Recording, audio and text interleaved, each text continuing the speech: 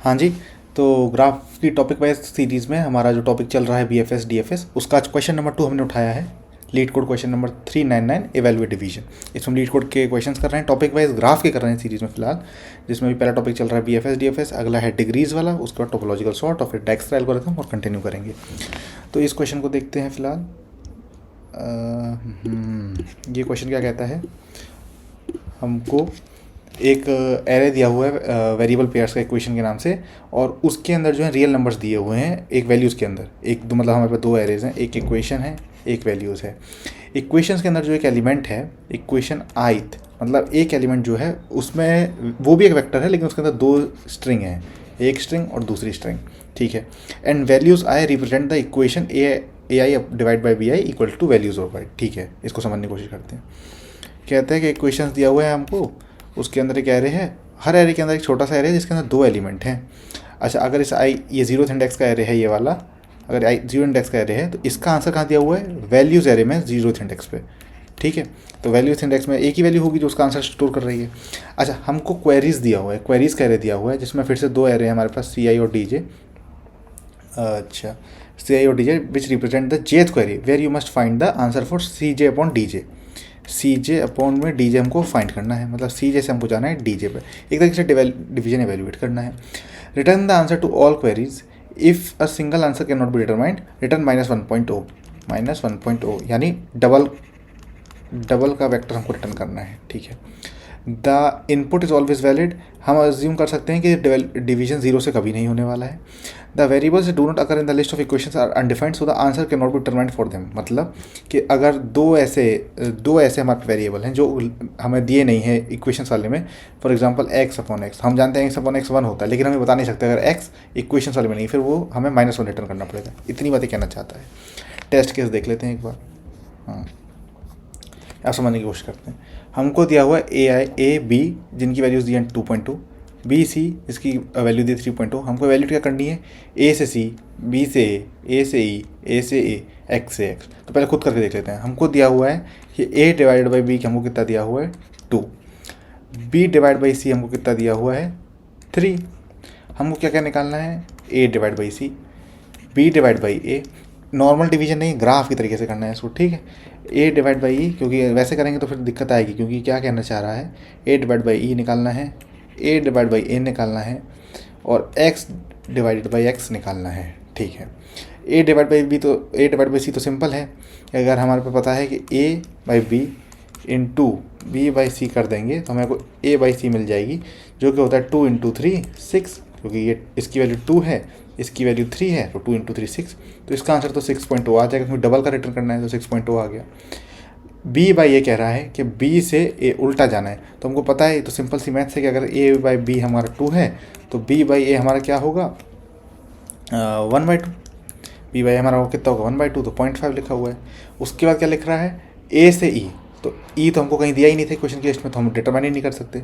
ए से किसी भी चीज़ को किसी खुद से डिवाइड करो तो 1 आ जाता है, और एक्स से एक्स खुद किसी भी चीज़ को खुद से डिवाइड करो तो 1 आ जाता है, लेकिन यहाँ पे एक्स का हमको बताया नहीं है, क्या पता वो 0 होता है, क्या पता वो इन्फिनिटी होता, तो हमको -1 रिटर्न करना था। तो उसको सीधी सीधे क्या समझ सकते हैं, अगर हम इन रिलेशन को ग्राफ में प्लॉट कर दें, अनडायरेक्टेड ग्राफ में प्लॉट कर दें, मतलब ए से बी जाने का भी एक रास्ता हो, बी से ए जाने का भी एक रास्ता हो, तो बोले अगर ए से बी दिया है तो बी से कैसे निकालेंगे, सिंपल सी बात है।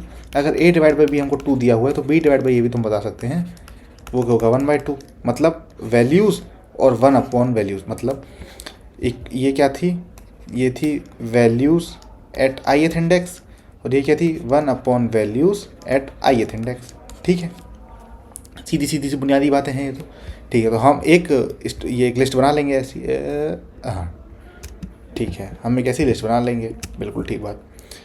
अच्छा, तो ए डिवाइड बाई बी हमको कितना दिया हुआ था इन्होंने, ए डिवाइड बाई बी हमको दिया हुआ था 2, और बी डिवाइड बाई ए हम कितना निकाल लिया 1/2।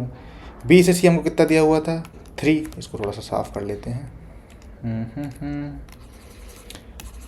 और क्या हाल चाल, बढ़िया, यस, चलो चलो चलो। और A divide by B divide by C, B से सी किया तो कितना रहा 3, तो सी से बी, इसको मान लेते हैं ए से बी, ये है बी से ए, ये बी से सी, तो सी से बी कितना हो जाएगा 1/3।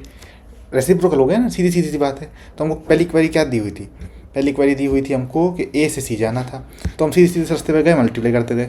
ए से बी गए 2, ए से बी गए तो 2, बी से सी गए तो 3, ये हमारा आंसर आ गया था 6। ठीक है, उसके बाद क्या था, बी से ए जाना था, बी से जाने का तो हमारे पे सीधा रास्ता था, तो 1/2 आंसर आ गया। उसके बाद वो कहता है कि ए से ई तो हमें डिफाइन नहीं था, ए से तो हम खुद से खुद का तो कर सकते हैं 1 ही होता है, ठीक है, और एक्स डिफाइन नहीं था। तो अगर ये हमसे कहता कि सी से ए पे सी डिवाइड बाई ए करके दिखाओ, तो हम क्या कहते, सी से 1/3 करते और मल्टीप्लाई करते 1/2 से, तो वो क्या होता है 1/6। तो एक DFS का हमने ग्राफ बना लेना। तो ग्राफ बनाने के लिए क्या करना पड़ेगा, स्ट्रिंग है, नंबर्स तो है नहीं, तो हम वेक्टर ऑफ इंट तो नहीं कर सकते, वो सब तो नहीं कर सकते क्योंकि स्ट्रिंग है। तो हम क्या बना सकते हैं, हम बना सकते हैं अनऑर्डर्ड मैप। तो इधर हम वो रखेंगे वेरिएबल हमारा स्ट्रिंग के फॉर्मेट में दिया हुआ है हमको, और उधर अब यहाँ हमको कंफर्म था कि a/b हमको 2 दिया हुआ है, क्या पता वहाँ पे एक और इक्वेशन हमें दे देते a/c इक्वल्स टू 3, तो हमको दोनों स्टोर करनी पड़ेंगी ना, दोनों स्टोर करनी पड़ेंगी। तो इधर क्या लिखेंगे, इधर हम वेक्टर बना देंगे, इधर हम वेक्टर बना लेंगे। किसका बना लेंगे, पहले स्ट्रिंग रखेंगे जिससे वो डिवाइड हो रहा है, तो यानी इधर आ गई पेयर रखना पड़ेगा ना हमको, पेयर, और पेयर में पहली वैल्यू क्या होगी, पेयर में पहली वैल्यू होगी स्ट्रिंग और फिर वो डबल वैल्यू जितना डिवाइड हो रहा है, और फिर आगे कर देंगे। तो अनऑर्डर्ड मैप बनाया, आइट्रेट करते चलेंगे, कोड बनाते चलेंगे। सबसे पहले हमको क्या करना है, एक सेक हाँ, तो सबसे पहले हमको क्या करना है, एक वेक्टर बना ले। सबसे पहले हमको एक मैप बनाना है, मैप के अंदर हम वैल्यू बनाएंगे, उसको करेंगे। तो पहले इसको एक बार ट्राई रन करके देख लेते हैं कि हम कैसे बनाएंगे। कैसे हमारे पे a/b दिया हुआ था इस क्वेश्चन में, कितना दिया हुआ है a/b हमको दिया हुआ है 2, ठीक है 2, और b/c भी हमको दिया हुआ है, कितना दिया हुआ है 3, ठीक। तो हम मैप कैसा बनाएंगे, हमारा मैप कैसा दिखेगा, इधर क्या है स्ट्रिंग है, इधर क्या है वेक्टर्स हैं, और किसके, पेयर के, और पेयर के अंदर पहला वाला क्या है, वो वेरिएबल जिससे डिवाइड हो रहा है और उसकी वैल्यू, ठीक है, ऐसा हमारा होगा। तो इधर क्या है a किससे डिवाइड हो रहा है, b से, उसका वैल्यू क्या है 2, लेकिन हमें साथ के साथ अनडायरेक्टेड दूसरी साइड का जी बनाना है, तो हम b में लिखेंगे a और वैल्यू क्या लिखेंगे 1/2, ठीक है, सिंपल सी बात, इतनी समझ में आ रही है। b/c, तो b के अंदर एक c भी रहेगा, c के अंदर क्या होगा, वैल्यू क्या रहेगी 3। तो अगर ये बनाया है तो उसका उल्टा भी बनाना पड़ेगा। उल्टा कैसे बनाएंगे, c का, c में कौन होगा b, और इसका 1/3। ये हमारा मैप बन गया। अब कोई भी क्वेरी होगी, जैसे हमारी क्वेरी क्या थी, पहले वाली क्वेरी थी a से c, तो हम देखे a के पहले वाले पे गए, b और 2 को स्टोर करके रख लिया। फिर 2 से b से c पे जाने का कोई रास्ता मिला, हाँ मिल गया, ये वाला 2 × 3 = 6 कर लिया। तो इसको अब हम कोड पे लिख के देख लेते हैं फाइनली कि क्या कोड रहता है। कोड लिखने के लिए क्या करना पड़ेगा, इसको बड़ा करना पड़ेगा, ठीक है। कोड लिखना शुरू करते हैं। सबसे पहले हमको क्या बनाना है, अनऑर्डर्ड मैप बनाना है, अनऑर्डर्ड मैप बनाना है। किसका बनाना है, इधर रहेगी स्ट्रिंग, उधर क्या रहेगा वेक्टर रहेगा, किसका रहेगा पेयर का रहेगा, उसमें पहला क्या होगा स्ट्रिंग रहेगी, दूसरी क्या रहेगी डबल वैल्यू रहेगी, और इसको हम बोलेंगे मैप। अब फॉर ऑटो इक्वेशन फॉर नहीं, इसको हमें वैल्यूज़ की ज़रूरत है ना, तो for int i = 0, i less than equations dot size i++, ठीक। स्ट्रिंग बनाई हमने वेरिएबल 1, स्ट्रिंग वेरिएबल 2, दोनों वेरिएबल की हमने जगह बना दी है। दोनों वेरिएबल की जगह बना दी तो वो क्या होंगे, इक्वेशंस i, ये वो इक्वेशन हो गई, ये वो वाला दूसरा वेरिएबल मिल गया हमको।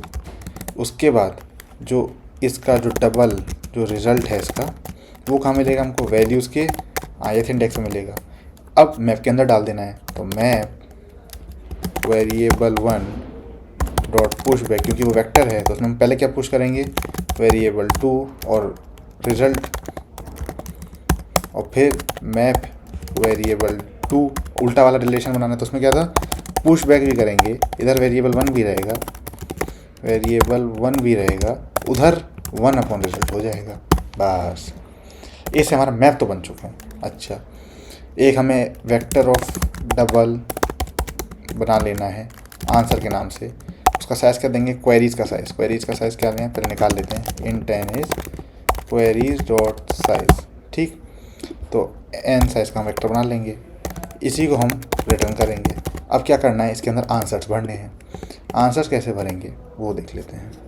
For int i equals to 0, i less than n, i plus plus queries के लिए क्वेरी वेरिएबल 1 और क्वेरी वेरिएबल, ये अच्छे वेरिएबल की नेमिंग नहीं है मगर ठीक है अभी चल जाएगा, क्वेरीज आई 0, क्वेरीज आई और 1, ठीक है।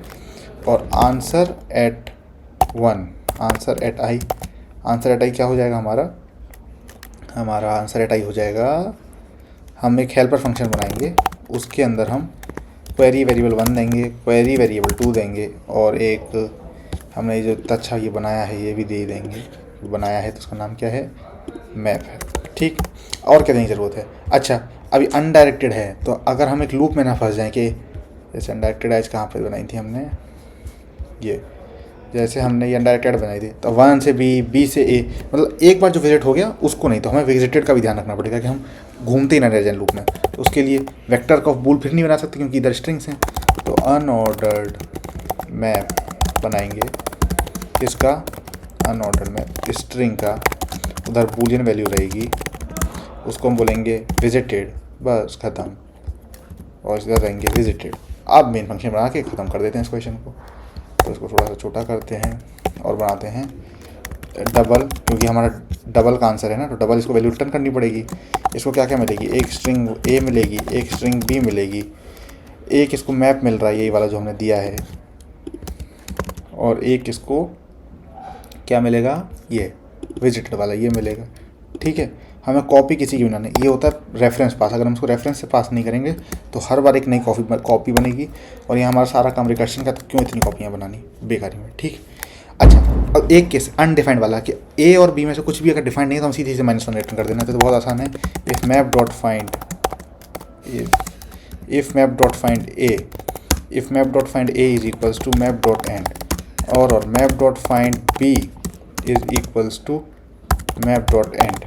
एड में मतलब एक भी अगर ऐसा है जो नहीं है इसके अंदर, एंड क्या है कि हमें लास्ट वाला ऑपरेशन मिला, हम पूरा ढूंढ लिया मैप को, हमें वो नहीं मिला, तो भाई रिटर्न कर दो यहाँ से -1.2, सीधे इतनी।